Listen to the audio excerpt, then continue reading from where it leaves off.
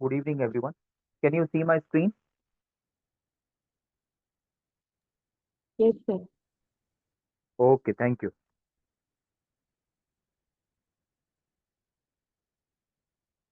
So during our last lecture, we were discussing about the important reasons or symptoms for non-functional strategic plan. What are strategic plan that we had discussed, and why some of the strategic plans fail. That the reason we had started discussing that because of the following reasons, some of the strategic plans they fail. Three, four reasons for the failure of strategic plan we had discussed in the last session. That is lack of clear and measurable goals, then lack of staff inclusion that we had discussed, disconnect we had discussed, and lack of financial and human resources also we had discussed. Now we will be taking up the remaining three reasons for non-functional or failure of strategic plans which are prepared by the organization.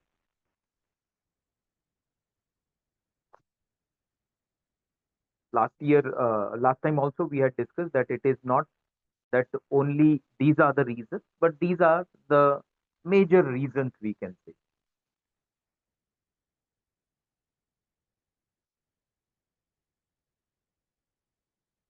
So the next one is no performance monitoring and accountability.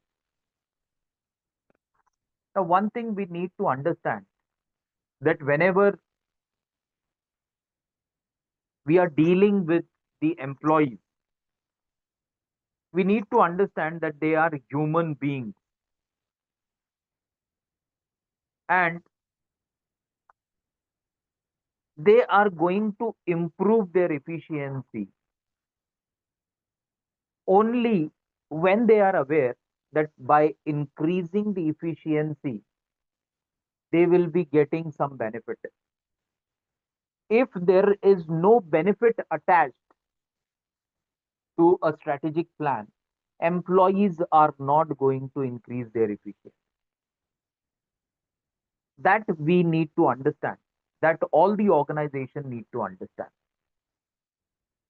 So whenever any plan is prepared, any strategy is prepared by the organization, where no performance monitoring or accountability is done, no one is monitoring the progress. One thing, that benefit is to be attached, and the second thing is that there has to be a strong mechanism to monitor the performance of the employee and accountability of the employee. Otherwise, what is the general human tendency is, whenever we are aware that no one is going to monitor our performance, we start compromising on our performance. And that's the reason why each and every company is giving targets. If no targets are given, what will happen? Just try to imagine a situation where a company is there and they have a policy, they have come up with a new strategy where they strategy states that henceforth no targets will be given to the employee. The sales team is there, and now the organization has decided that to motivate the employee, to provide them better working conditions, the organization has decided that they will be removing the target and they will be informing all the employees that please increase your efficiency. We will not fix any of the target as per your potential. you deliver the output, and the result will be that most of the employees who were having good potential potential to enhance their performance, they are not going to enhance their performance. The reason is because they are aware that there is no performance monitoring system mechanism which is going to monitor their performance. A person who is performing less is getting same salary, person who is performing more is also getting the same salary. Then why shall I increase or enhance my efficiency or productivity or output? And that's the reason why, if we are not monitoring performance, our strategic plan fails. So it is to be monitored, then only we will be able to differentiate between better performer or best performers, average performers, and poor performers. How we are going to come to know if we are not monitoring the progress of the employee? How we will be coming to know that last week the performance of employee A was at this level, now in this week performance of employee A has moved up or has gone down? So that we will be coming to know only when we will be monitoring the performance. So when we are going to monitor performance, it is easier for us to segregate best performers, average performers, and poor performers.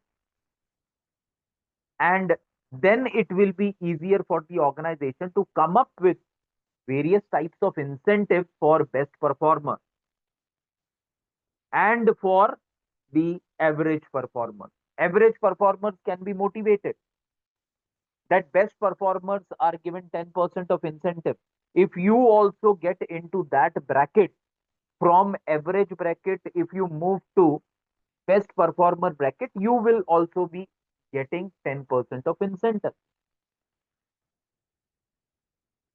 So this is very important. Monitoring performance is very important.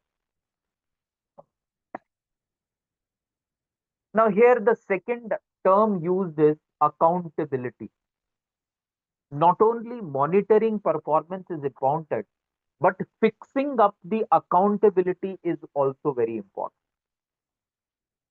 If you fix up the accountability, then the person who is accountable for a particular strategy, if the strategy fails due to any reason, that person cannot deny his role in the failure of that particular strategy.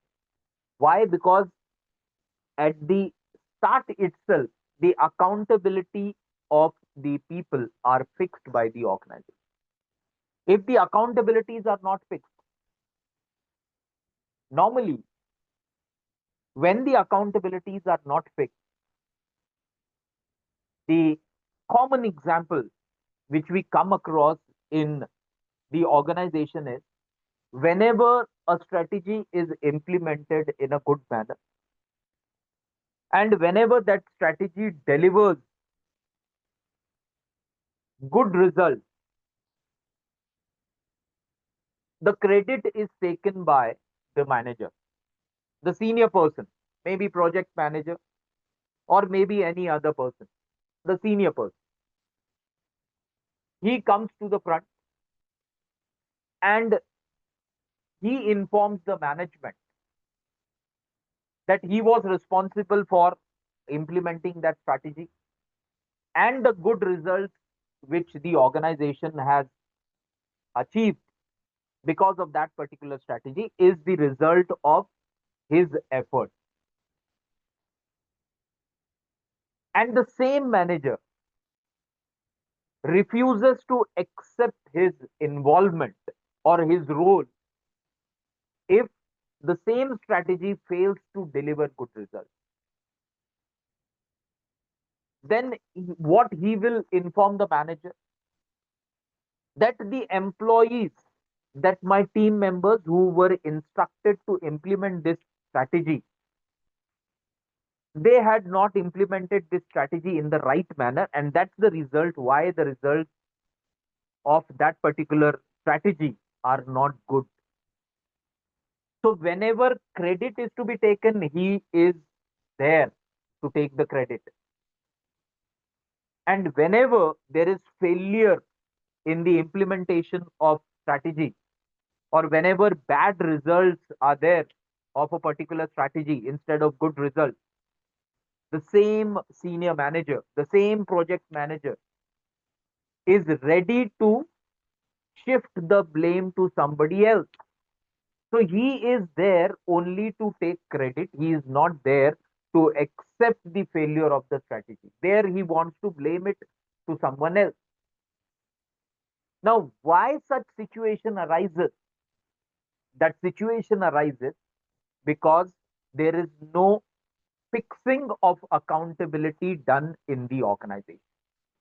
If accountabilities are fixed, success is of the senior manager, and failure is also of the senior manager when the accountabilities are fixed. And that's the reason why it is said that accountabilities are to be fixed. Next one is lack of stakeholder communication.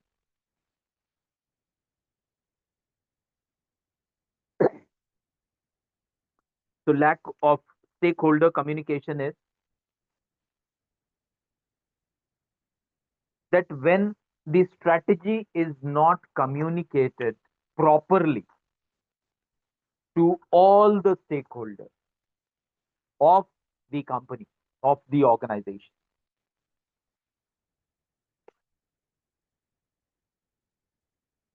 Now, communication, we all are aware of the meaning of communication. We are also aware of that what is the meaning of effective communication. In simple word, effective communication is that whatever you want to convey to the other person, whenever you are conveying it, your thoughts to the other person understands those thoughts the way you intend him to,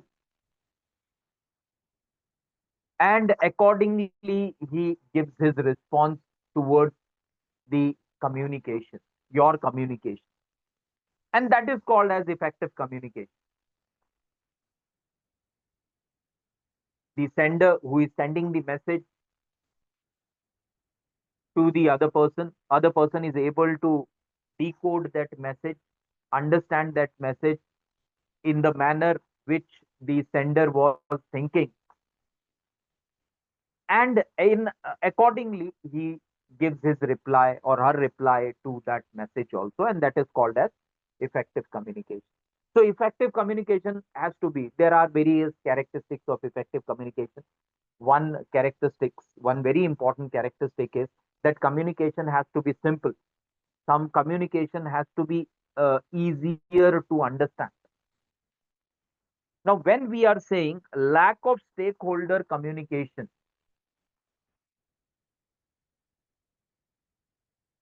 it means that each and every stakeholder, whether it is customer, whether it is employee, whether it is management, whether it is government, or any other stakeholder, creditors are there, shareholders are there, all the stakeholders of the organization, whenever a strategy is to be implemented clear and uh, in a very simple manner, that strategy, the process of implementing that strategy, the results which the company is expecting after implementing that strategy, all these things related to strategy formulation, implementation, evaluation, and then the result, everything should be clearly shared with all the stakeholders, employees,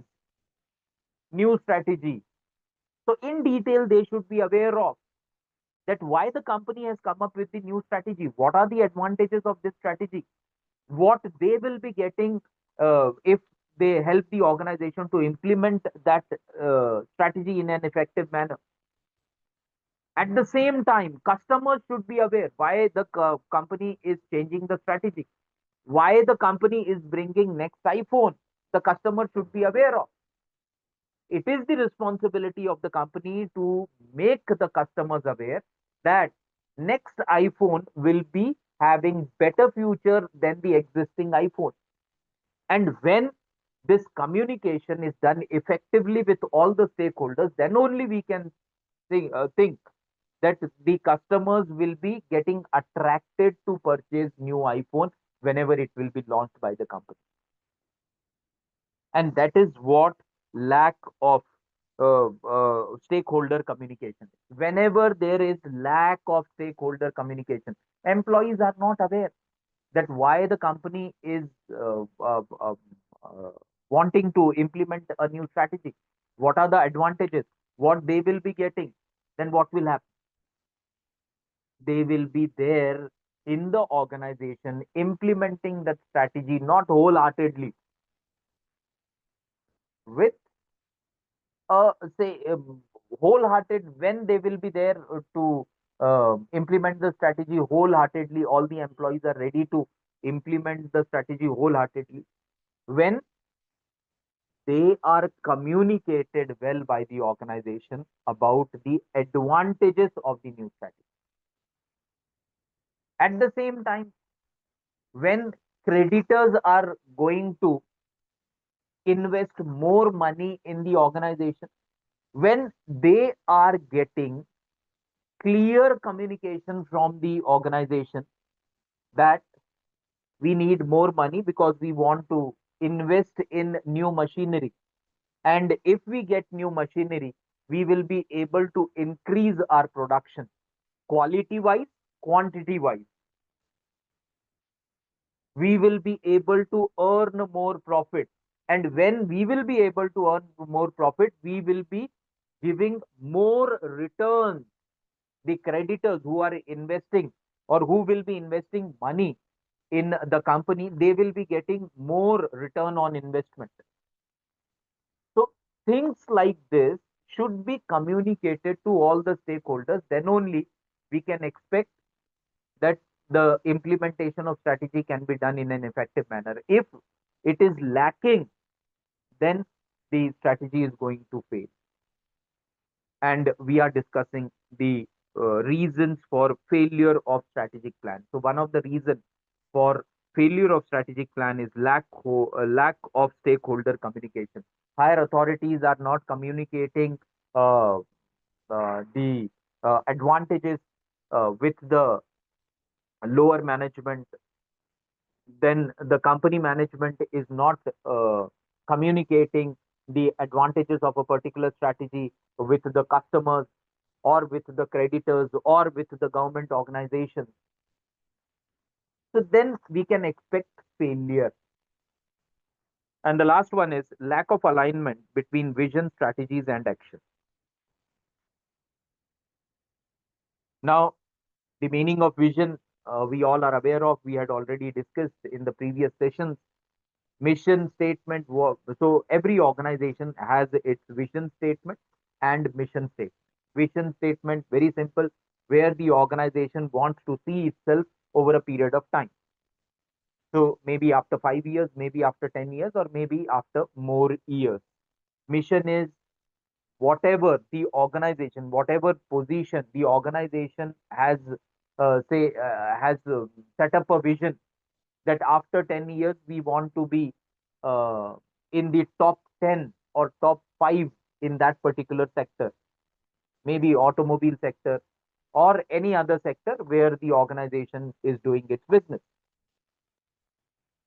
And mission is a statement or a strategy which is fixed by or which is prepared by the organization to achieve that vision. how we are going to be there in top 5 in the automobile sector in the next 5 years. Just thinking that after 5 years we will be able to be there in top 5 in automobile sector is not going to help the company to be there in best 5 in the next 5 years. So for that, they have to prepare strategy and execute strategy. That expansion should be done, increase in production or increase in output should be done, better quality, better marketing strategy, better sales techniques should be used, better after sales services should be given.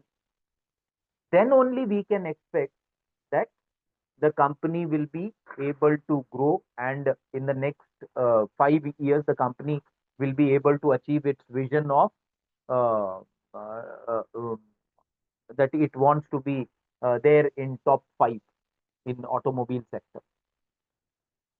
So there has to be alignment. If there is no alignment between the vision and strategies and action, company has a vision that after 5 years the company we will say we will assume that the company is operating in automobile sector.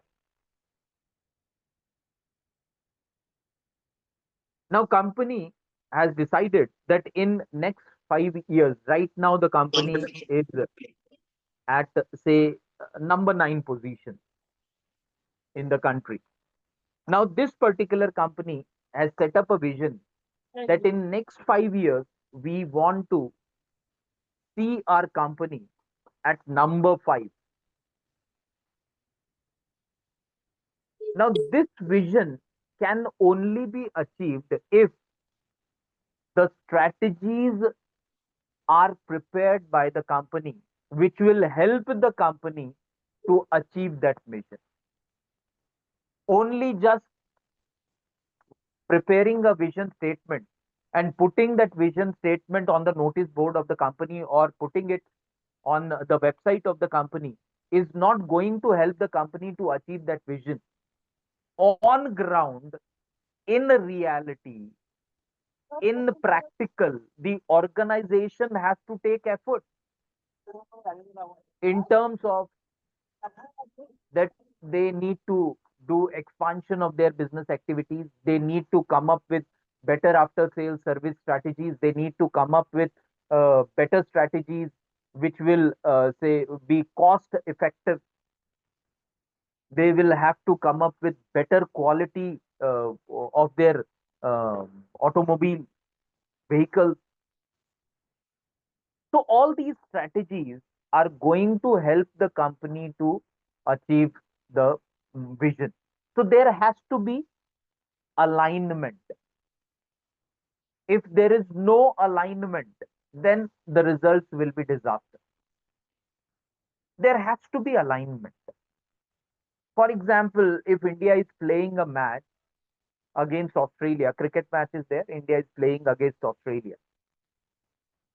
India wants to be at number 1 position. They have decided right now, for example, if we say that the present ranking of India is, say, number 4 in a particular format. Now, from number 4, they want to uh, reach at number 1. So, a vision has been prepared by the BCCI that within a period of 1 year, we want to move from number 4 to number 1. So a vision document has been prepared by the BCCI. Can we say that only by preparing vision document, the Indian cricket team will be able to achieve that position of number 1? No. So there has to be alignment in the vision. Now, how that alignment will do that? Proper coach should be selected by the selectors. Proper team should be selected by the selectors. Proper training should be given. to all the team members. Proper strategies should be prepared that, okay, if we are playing against Australia, batsman number one, what is his strength and what is his weakness? So bowlers are to be given information that his weakness is that he is unable to play Yorkers, he is unable to play outswings, he is unable to play bouncers. So each and every batsman, for each and every Australian batsman, the Indian bowlers have to prepare separate strategy. One strategy does not fit all because each and every Australian batsman may have some different weaknesses. One batsman is very weak in handling the spinners. So whenever that batsman comes in, immediately the captain brings the spinner because they are aware that his weakness is against spinners. He is unable to play well spinners. So there has to be a proper alignment. So vision is that we want to be number one in 1 year. Alignment, how the alignment will take place, proper coach, proper selection, and proper they are studying, they are doing the analysis, they are doing the research that, okay, batsman number one, this is strength, this is the weakness. Number two, strength, weakness. Number three, strength, weakness.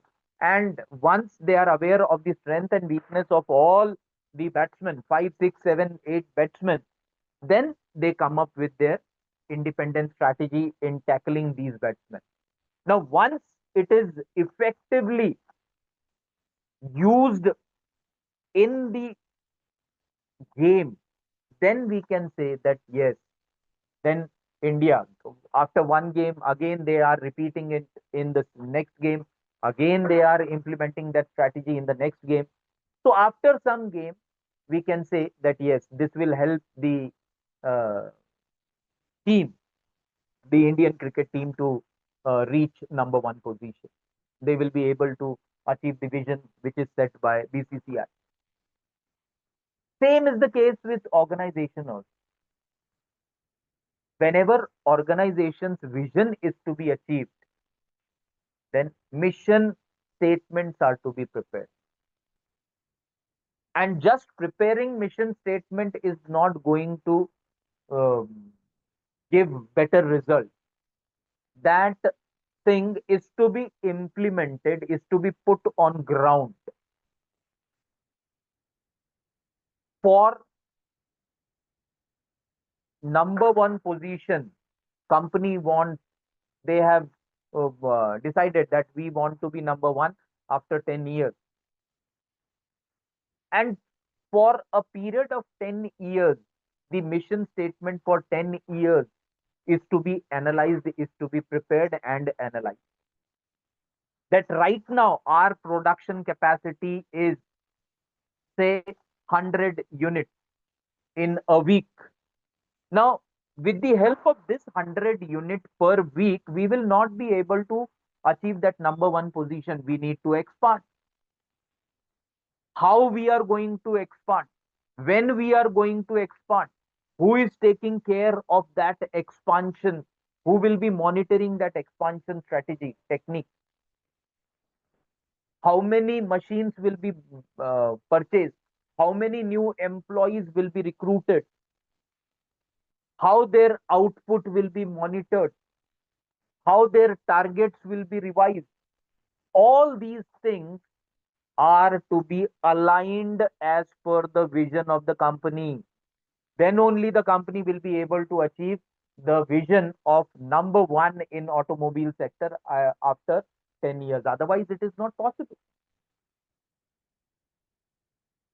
Right now, BYD, the Chinese electric car maker, is the number one company which is manufacturing the largest number of e-vehicles. They have uh, overtaken Tesla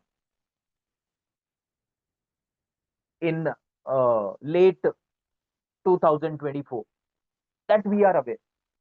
Now, it is not that BYD will be their market leader for years and years to come. Some new company may come. They may come with new vision, new mission statement, proper alignment between mission and vision, and they will be able to beat BYD also, as BYD was able to beat Tesla, because Tesla was regarded as the market leader. On many terms, still Tesla is the market leader. But when we talk about numbers, the volume of numbers, that which company is manufacturing most cars, BYD has overtaken Tesla, because they were able to align their mission and their strategies and action, that is mission. So that is very important. When there is misalignment, when there is misalignment between vision and action, that is mission, then the strategy is going to fail. Company has decided that after 10 years we want to be number one. How the company is going to be number one?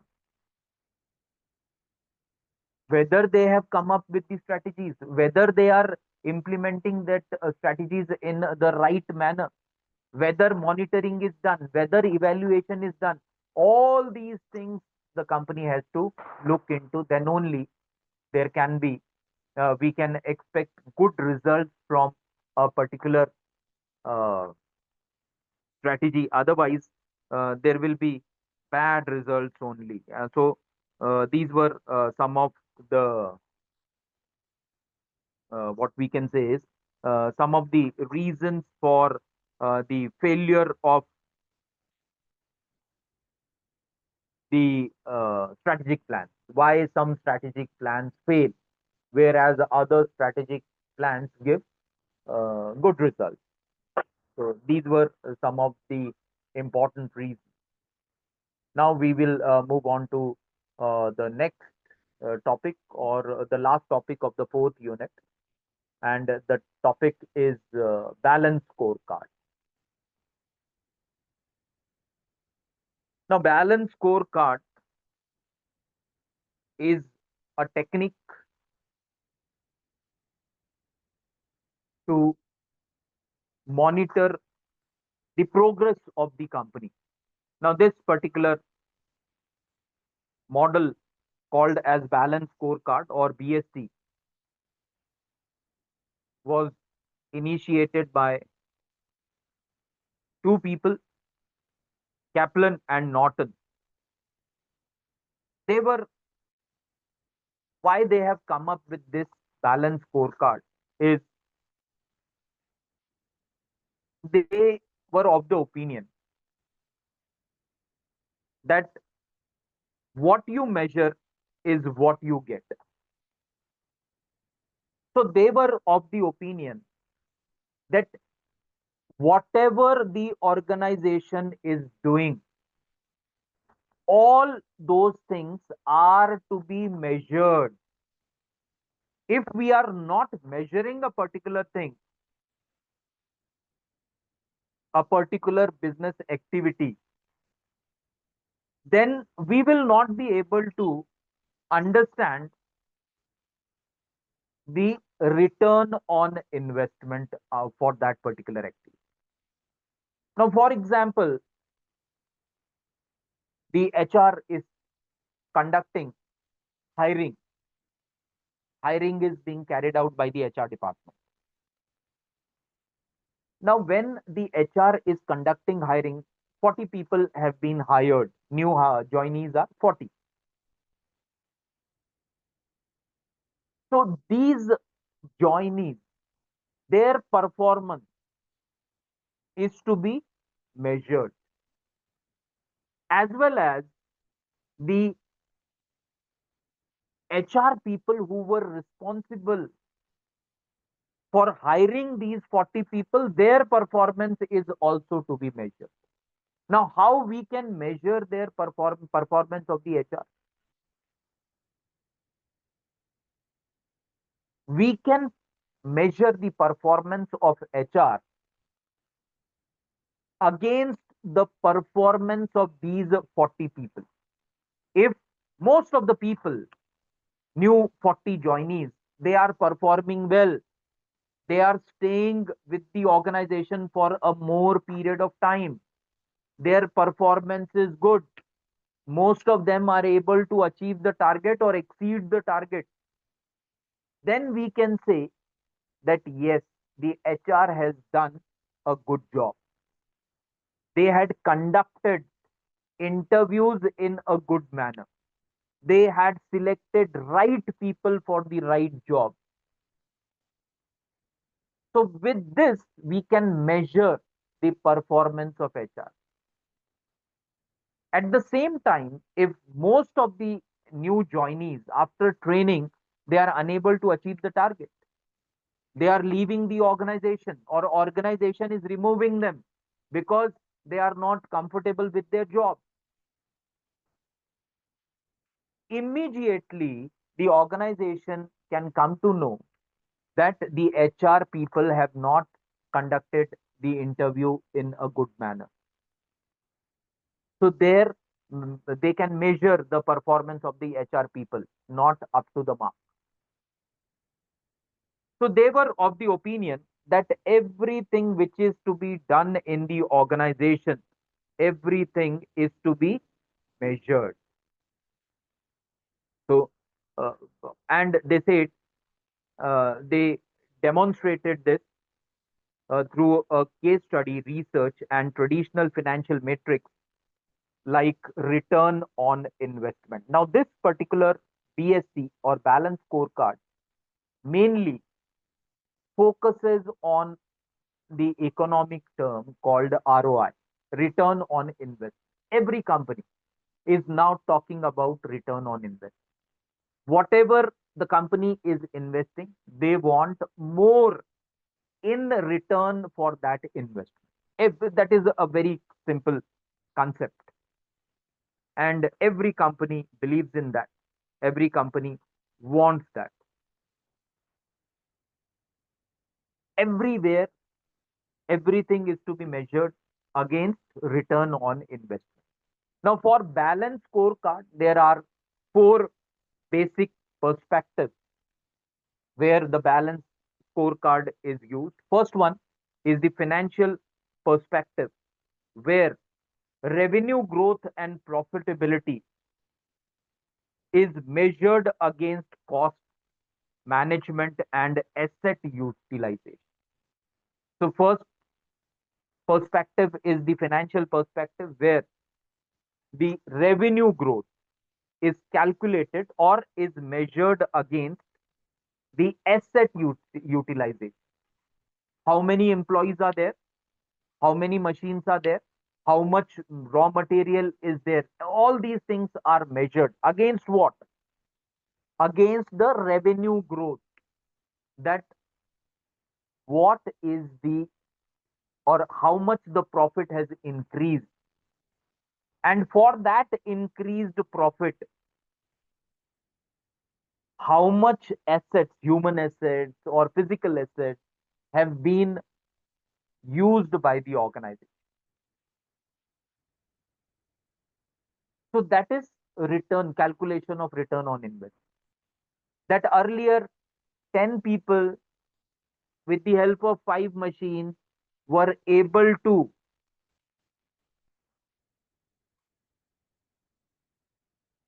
achieve the target. With the help of new strategy, same 10 people, it will be checked that when we are coming up with a new strategy, the same 10 people with same 5 machines, with the same raw material, have they increased the output? Not only achieving the target, have they exceeded the target? Then we can say that yes, that strategy is becoming profitable. And it is to be measured. Everything, what they are saying is, in balance scorecard, the main uh, the main advantage or main objective of the balance scorecard is that it is to be measured. Everything is to be measured. So the financial perspective, how it can be measured, the measurement is done against the output and the input. If output is more and input then the input, then we can say it is profitable. If input is more and output is less, then it is loss for the organization. How we will be coming to know? With the help of measurement. Measurement of what? Measurement of all the activities which are required to complete a particular task. 10 people are working. What is their salary? How much time they are putting? What is their, say, um, uh, training? How much expenses the company has made on training these 10 employees? All these things are written on one side, and their output is to be written on the other side, and both are to be compared. When input is less and output is more, it is good for the organization, and when it is vice versa, it is bad for the organization. So that is the financial calculation or financial perspective. Next one is the customer perspective. Now, how you can measure the customers? Again, it is with the help of measuring the retention of customers and attraction of new customers. So whether the company is able, when we are talking about how we can use the balance scorecard from the customer's perspective.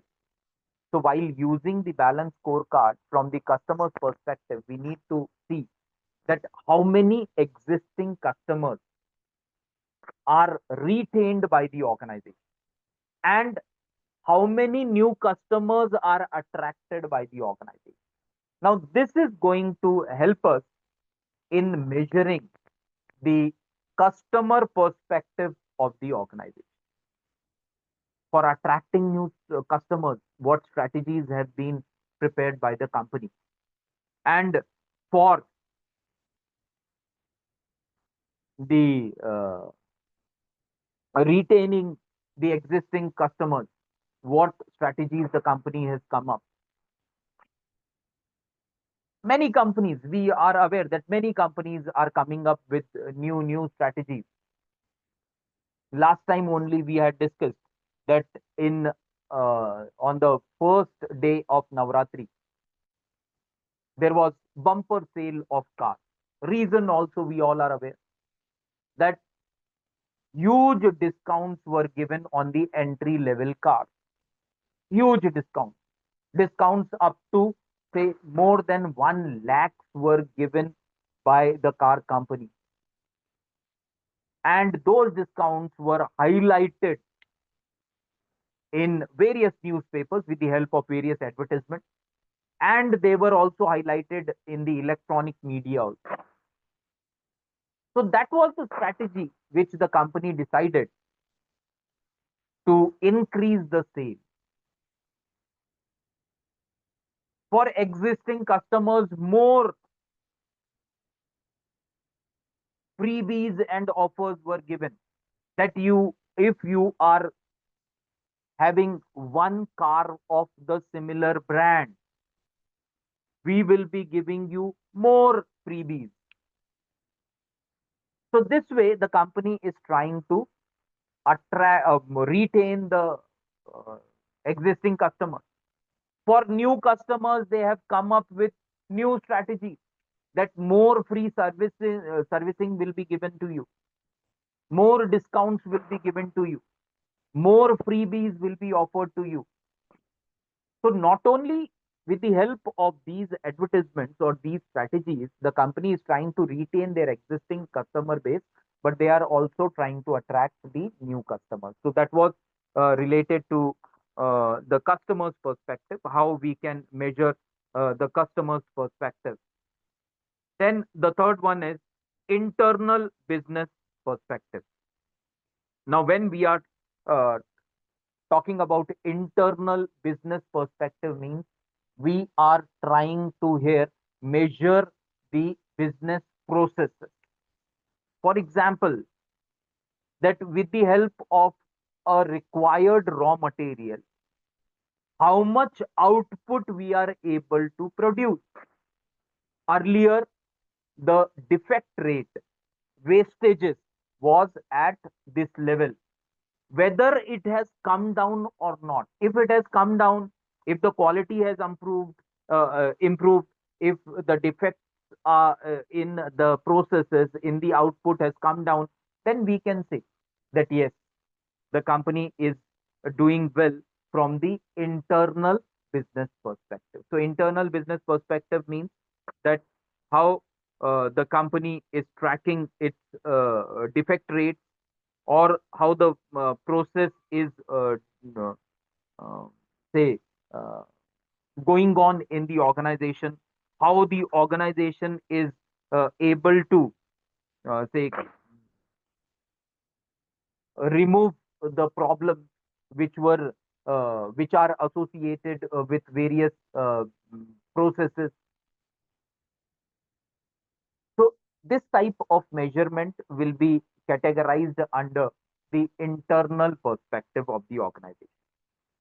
And the fourth perspective is the innovation and learning perspective. Innovation and learning perspective, we all are aware now that in this present cutthroat competition, every company, if they want to survive, if they want to grow, every company has to have this innovative strategies. They have to come up with innovative strategies, because if innovative strategies are not there, even though if the company is doing well, very shortly the company will the growth of the company will see a steep decline.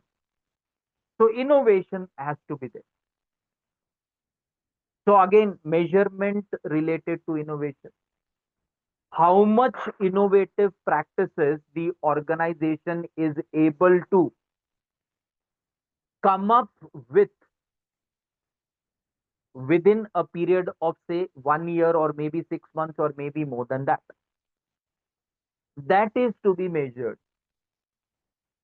One process is doing good, it doesn't mean that the process shall never be changed. Every now and then the organization has to say concentrate on research and development. Why many companies are putting millions and billions in the R&D? The reason is very simple, because every company wants to come up with the best practices. So if you stop innovating, the moment you stop innovating, there you will see that that can be the start of your decline. So innovation is very essential. How you are doing, uh, how you are innovating, that is again is going to shape the future of the company. So we have seen a number of examples are there why many companies are doing so well now. Uh, if we talk about the uh, e-commerce giant, that is Flipkart is there, or Myntra is there, or market leader Amazon is there. Every now and then they are coming up with some innovative practice. One innovative now, although now Amazon is a American company, American giant, we all are aware. When Amazon is operating in India, they are making sure that all their sales or blockbuster sale, whenever they are coming with, they should match with some festivals, Indian festivals. Now, Diwali is regarded as the biggest Indian festival. So they have come up with blockbuster sale. And they are not starting on the day of Diwali. They are aware what they have done. They have done the study that when Indian people start preparation for Diwali, when they start, say, buying clothes or buying sweets or buying various other things, new items for their household. So it starts maybe around 1 month before the Diwali or 20 days before Diwali. So just look at the timing when they are coming up with all these type of sales.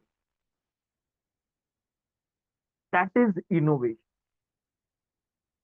Times of India, we all are aware that for any newspaper, if you want to advertise, give an advertisement related to your company on the first page, front page of any newspaper, the rate will be very high as compared to the advertisement which will be there in the inner pages. Now, only one company used to give the advertisement on the front page of Times of India, right? Because paper used to have, say, 16 to 20 pages.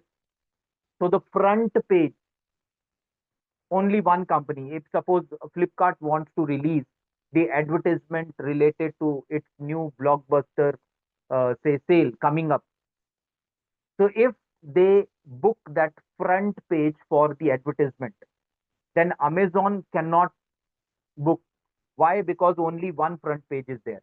20 pages newspaper comes in, only the first page is one page only. When we are talking about innovative strategies, now what innovative strategies Times of India has started? I was surprised when I saw that for one day, for example, on 1st of October 2025, just an example, on 1st of October 2025, the paper is coming up with two editions. Two editions. So one edition will be of 10 pages, the other edition will be of 10 pages. Both are having the same date, 1st October 2025. Both are Times of India. So instead of one front pages, now the company, the paper is able to have two front pages. So edition 1, edition 2. And they have not written anywhere that this is edition 1 and this is edition 2. Times of India, 10 pages are put in the paper. Then Times of India, same date, 10 pages. So it is, in all, it is 20 pages paper, but divided into two parts. Why they have divided it into two parts? Because they are aware that if we come up with such type of innovative practice, we will be able to generate more revenue, more money. So if Amazon wants to release the advertisement of 1st of October 2025, where the Flipkart has already, they have say entered into an agreement with the Times of India that on this particular day we have booked the entire first page. Amazon can also book the first page. Why? Because they have come up with an idea that instead of one single paper of 20 pages, they are coming up with two papers of 10 papers each. That paper is divided into two parts. So two front pages they are getting. So they are able to increase their fund, increase their revenue. That is the importance of innovative strategies. Such type of innovative strategies, if the company is implementing, then the company is able to earn profit. So the that was related to the uh, balance scorecard. Now, we will be discussing the 10 steps to create a balanced scorecard. So tomorrow we will be discussing this. We will stop here because 10 points are there, and it is not possible for us to complete those 10 points. And tomorrow, after discussing, after completion of balance scorecard, immediately we will move on to our fifth unit. Fifth unit is comparatively uh, small, so we will be able to complete in this week or so. So by Friday, I think that we will be able to complete our syllabus related to strategic management. Once the syllabus is over, again, go through the syllabus. If you have not understood, mail me that we have not understood or I have not understood a particular concept. If you need revision, we can conduct the revision sessions also, right? So thank you everyone for being present in today's session. Thank you.